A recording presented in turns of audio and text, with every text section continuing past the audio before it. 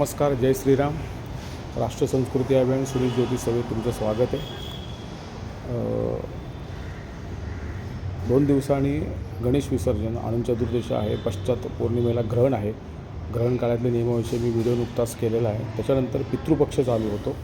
पितृपक्षामध्ये प्रत्येकाने दिवंगत झालेल्या आपल्या पितरांचं पितृकर्म, श्राद्धकर्म, ज्याला महालय म्हणतात, ते अवश्य करावं. त्या तिथीला ब्राह्मणाला शिरा द्यावा, ब्राह्मण भोजन शक्य असेल तर करावं, वस्त्र ताम्हण दान द्यावं.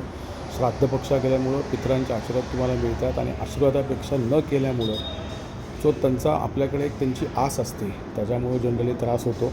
म्हणून न चुकता पितृपक्षामध्ये श्राद्धे कर्म जे आहे, तुमच्या घरामध्ये गेलेले लोक, आजोबा, आजी, आईवडील जे कोणी असेल त्यांचं श्राद्धकर्म करावा. श्राद्धकर्म करताना तर्पण, पिंडदान, ब्राह्मण भोजन, शिधा देणं या गोष्टी करा.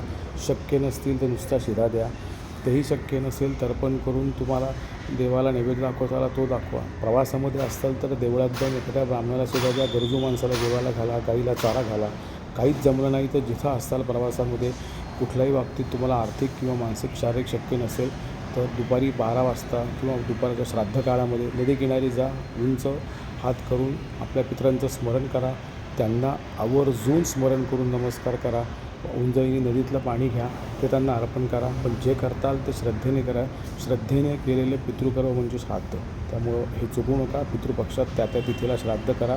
तिथी तुमच्याकडनं जर का ती झाली नाही काही कारणास्तव तर कुठल्याही तिथीचं श्राद्ध हे त्या आठवड्यातल्या किंवा त्या महिन्यातल्या द्वादशीला आणि अमावस्येला करता येतं.